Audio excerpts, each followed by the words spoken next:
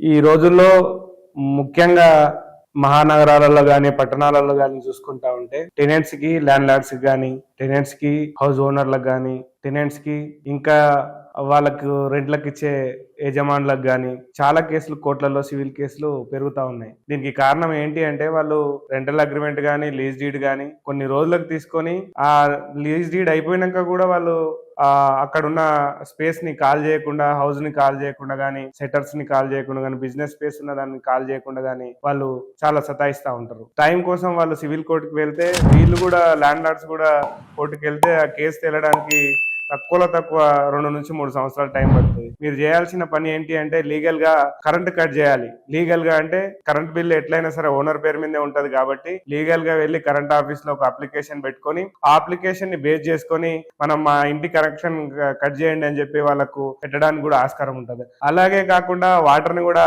Cut చేయడానికి ఆస్కారం ఉంటది. రెంటల్ అగ్రిమెంట్ గానీ, లీజ్ డీడ్ గానీ ఉన్నప్పుడు ఇలాంటి చర్యలు చేయరాదు. ఇవన్నీ అయిపోయిన తర్వాత కూడా వాళ్ళు మిమ్మల్ని ఇబ్బంది పెట్టాలనే ఉద్దేశంతో ఉన్న వాళ్ళకు మాత్రమే చెప్తా ఉన్నాను.